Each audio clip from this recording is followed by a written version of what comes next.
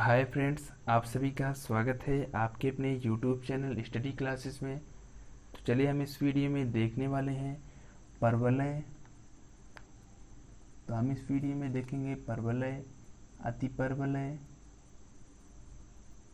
तथा दीर्घवृत्त यानी कि पैराबोला, हाइपरबोला तथा इलिप्स के बारे में चर्चा करने वाले हैं। बहुत ही इंपॉर्टेंट वीडियो है आप सभी के आने वाले एयरफोर्स एग्जाम के लिए और अन्य सभी डिफेंस एग्जाम के लिए बहुत ही इंपॉर्टेंट वीडियो है। तो वीडियो को पूरा देखिए, वीडियो को लाइक कीजिए, अपने फ्रेंड के साथ शेयर कीजिए। चलिए वीडियो को शुरू करते हैं। तो सबसे पहले हम देखेंगे परवलय। तो परवलय पहचानने का सबसे आसान तरीका यही है कि इसके एक पद में क्या होगा, विषम घात होगी तथा दूसरे पद में क्या होगा, दूसरे पद में समघात। ये मोस्ट इम्पॉर्टेंट है कि परवलय को पहचानने का सबसे आसान तरीका क्या है कि इसके एक पद में विषम पावर होगी और दूसरे पद में सम पावर होगी। तो परवलय के 4 रूप है, उन चारों के बारे में हम सभी डिस्कस करेंगे। चलिए भी फिर देखते हैं। परवलय का सबसे पहला रूप है y² = 4ax। इसका दूसरा रूप है y² = -4ax। तीसरा रूप है x² = 4ay। चौथा रूप है x² = -4ay। तो आइए देखते हैं इसका फिगर कैसे बनेगा। फिगर मोस्ट इम्पॉर्टेंट है कि y² = 4ax या x अक्ष की धन दिशा में बनेगा। तो यह हो गया। तो y² = -4x, इसका चित्र x अक्ष की ऋण दिशा में बनेगा। x² = 4ay, इसका y अक्ष की धन दिशा में बनेगा और x² = -4ay ये y अक्ष की ऋण दिशा में बनेगा। तो ये चारों फिगर्स हमने डिस्कस किया। और आप सभी ध्यान दीजिए कि इसकी नाभि कितनी होती है। तो सबसे पहले कि नाभि कितनी होगी, तो आइए देखते हैं। फिर सभी के बारे में देखेंगे कि नाभि। तो सबसे पहले रूप की नाभि कितनी होती है, a,0। तो यानी कि यहाँ पर नाभि होती है जो a,0 होती है। इसमें क्या होगा, इसमें नाभि हो जाएगा -a,0। तो यहाँ पर माइनस क्यों लगा, क्योंकि यहाँ पर आप सभी ध्यान दीजिए कि चतुर्थांश बहुत ही इंपॉर्टेंट है। चतुर्थांश में पहले चतुर्थांश में सभी पॉजिटिव होता है, यानी x और y दोनों पॉजिटिव में। दूसरे में क्या होता है, पहला यानी x माइनस में और दूसरा प्लस में। तीसरे में क्या होता है, दोनों माइनस में। चौथे में क्या होता है, 1 + 1 माइनस। तो हमने पहले वाले में देखा दोनों प्लस है। दूसरे वाले में क्या होगा, 1 माइनस दूसरा प्लस। इसमें क्या होगा, इसमें y पे बना है तो y पे धन दिशा में तो 0,a। तो इसकी नाभि कितनी हो जाएगी, 0,a। इसकी नाभि कितनी हो जाएगी, तो इसकी हो जाएगी 0,-a, यानी कि 0,-a। तो आइए देखते हैं फिर नेक्स्ट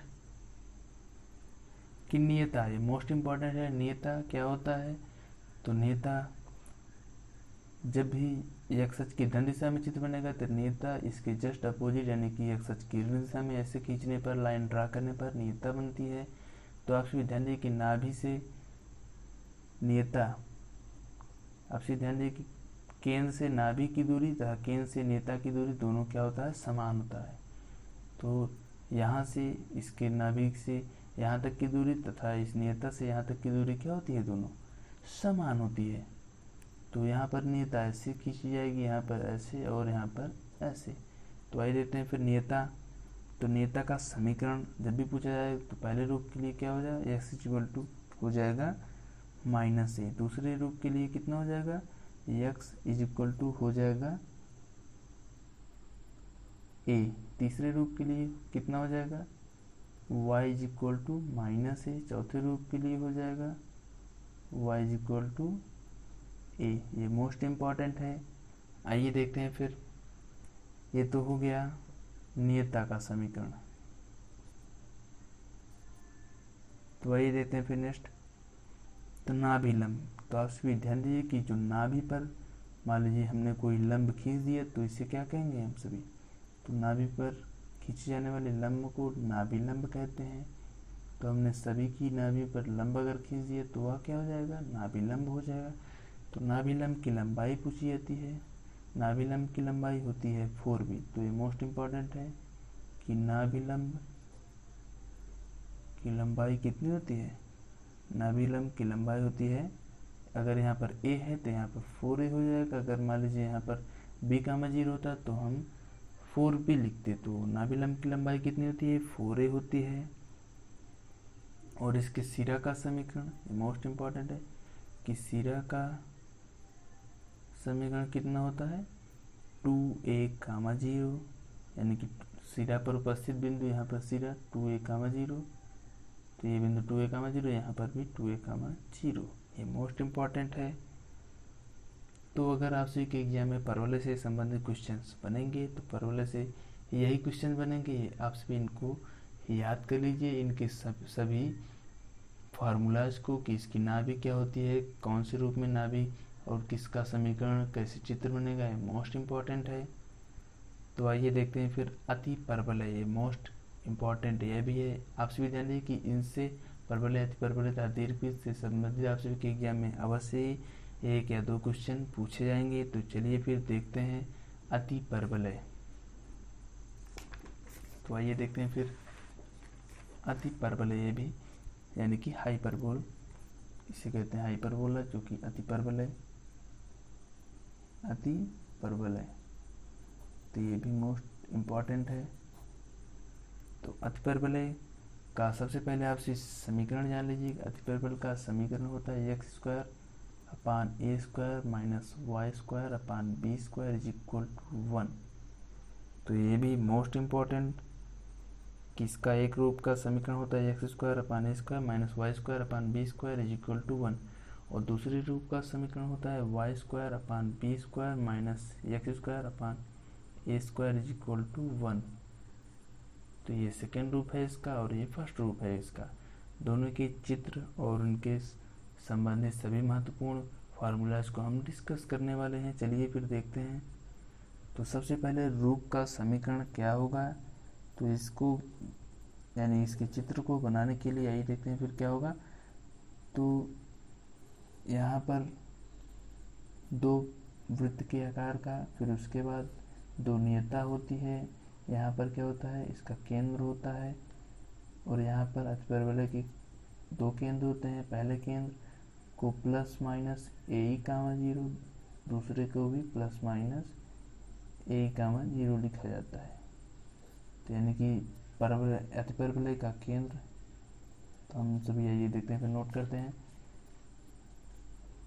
अति परवलय का केंद्र, तो अति परवलय का केंद्र क्या होता है, प्लस माइनस a, 0 होता है। और आप सीधे देखिए कि ये तो पहला रूप था, तो दूसरे रूप का चित्र वाइच पे बनता है। तो इसको कब पहचाना जाएगा कि यह पहला रूप है या दूसरा रूप है, तो जब भी ऐसे कोई समीकरण रहेगा तो यह दूसरा रूप होगा, तो इसका चित्र ऐसे बनेगा।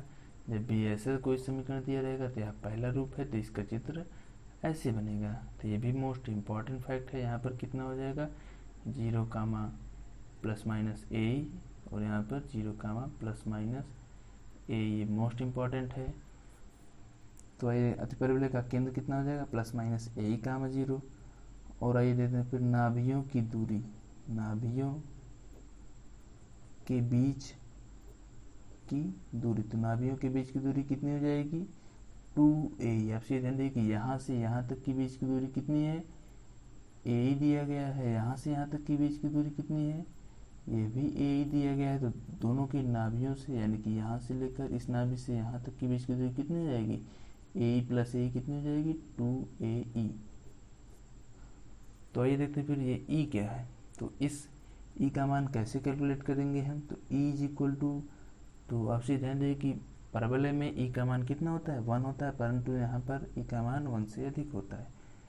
देखते हैं फिर इज इक्वल टू होगा √1 प्लस b² अपान a²।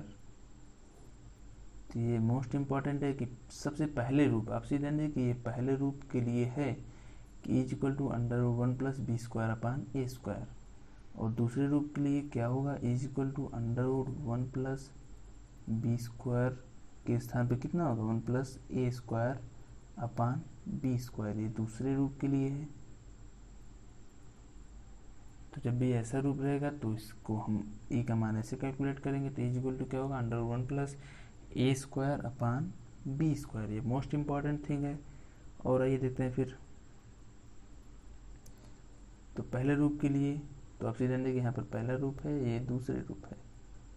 तो पहले रूप के लिए नाभिलंब की लंबाई, तो नाभिलंब की लंबाई कितनी होती है 2b स्क्वायर अपान ए, ये मोस्ट इम्पॉर्टेंट है। नाभिलंब की लंबाई कितनी होती है 2b स्क्वायर अपान ए, ये पहला रूप है। अगर मान लीजिए दूसरा रूप होता क्या होगा 2a स्क्वायर अपान बी, तो दूसरे रूप के लिए नाभिलंब की लंबाई 2a स्क्वायर अपान बी, और पहले रूप के लिए नाभिलंब की लंबाई 2b स्क्वायर अपान ए। तो आप सीधे देख सकते हैं यहाँ पर कि पहले रूप के लिए 2b स्क्वायर अपान ए, दूसरे रूप के लिए 2a स्क्वायर अपान बी, तो ये भी मोस्ट इम्पॉर्टेंट है। तो आइए देखते हैं फिर 2b स्क्वायर अपान ए और 2a स्क्वायर अपान बी। तो देखते हैं फिर नेक्स्ट दीर्घवृत्त। तो आइए देखते हैं फिर, तो आप सभी और एक इम्पॉर्टेंट पॉइंट नोट कर दीजिए कि इसके नियता का समीकरण। तो आप सभी ध्यान दीजिए कि अतिपरवलय की नियता क्या होती है x इज इक्वल टू ए अपान ई, तो x इक्वल टू ए अपान ई, और यहाँ पर कितना है x इक्वल टू माइनस ए अपान ई। ये होता है क्या, ये होता है नियता का समीकरण, यानी कि अतिपरवलय की नियता का समीकरण क्या होता है। तो आपसे ध्यान दीजिए कि नियता का समीकरण कितना होगा ए अपान ई होगा। तो ये भी मोस्ट इम्पॉर्टेंट, प्लस माइनस कितना होगा ए अपान ई नियता का समीकरण होगा। ये देखते हैं फिर इलिप्स यानी कि दीर्घवृत्त। तो आइए देखते हैं फिर दीर्घवृत्त। तो आप सीधे ध्यान दें कि इलिप्स और अतिपरवलय का सेम कॉन्सेप्ट सेम तरीका है, यानी कि सेम कॉन्सेप्ट है। तो आइए देखते हैं फिर, तो आप सीधे ध्यान दें कि दीर्घवृत्त का सबसे पहले समीकरण X square upon A square plus Y square upon B square is equal to कितना होता है 1। तो ये मोस्ट इंपॉर्टेंट है कि X square upon A square plus Y square upon B square is equal to 1 होता है।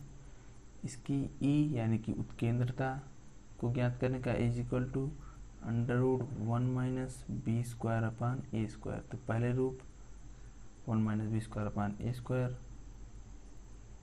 ये मोस्ट इम्पॉर्टेंट है कि इसके ऐसे समीकरण जब भी रहेगा तब उसकी उत्केंद्रता कितनी निकालेंगे is equal to under 1 plus 1 minus B square upon A square. तो आप ध्यान दीजिए कि यहाँ पर जिसका मान बड़ा रहेगा उसी को यहाँ पर रखा जाएगा, और एक उत्केंद्रता का समीकरण is equal to under root 1 minus A square upon B square. तो ये भी उत्केंद्रता का समीकरण है। यहाँ पर जो बड़ा रहेगा उसे हम यहाँ पर लिखेंगे, जो छोटा रहेगा उसे नीचे लिखेंगे। तो ये मोस्ट इंपॉर्टेंट है कि अगर यहाँ पर ए बड़ा रहेगा is equal to under 1 minus A square upon B square, जब भी यहाँ पर बी रहेगा बड़ा तो is equal to under 1 minus B square upon A square. तो इसकी फिगर आइए देखते हैं फिर इसका फिगर। तो इसका फिगर ऐसे बनता है। तो इसमें भी क्या होता है एक्स इक्वल टू माइनस ए अपान ई उत्केंद्रता होती है, यानी कि एक्स इक्वल टू माइनस ए अपान ई तथा ए अपान ई दोनों क्या होता है नियता का समीकरण होता है। इसका केंद्र, तो इसके दो केंद्र होते हैं ए कामा 0 और एक माइनस ए कामा 0, यानी कि इसके भी दोनों नाभि केंद्र यानी नाभि। तो नाभि क्या होती है ए कामा प्लस माइनस ए कामा 0 होती है। और आइए देखते फिर नाभियों के बीच की दूरी। तो नाभियों के यानी कि नाभियों के बीच दूरी कितनी होती है 2a ही होती है। और ई का समीकरण हमने पहले देखा कि ई को ज्ञात करने के लिए जिसका मान बड़ा रहेगा उसको ऊपर रखेंगे ताकि शेष नीचे, और उसका वर्गमूल निकाल लेंगे। तो हमने इस वीडियो में परवलय, अतिपरवलय तथा दीर्घवृत्त के सभी कॉन्सेप्ट को डिस्कस किया। तो ये वीडियो आप सभी के आने वाले एयरफोर्स एग्जाम के लिए बहुत ही इंपॉर्टेंट है। तो वीडियो को पूरा देखिए, वीडियो को लाइक कीजिए अपने फ्रेंड के साथ।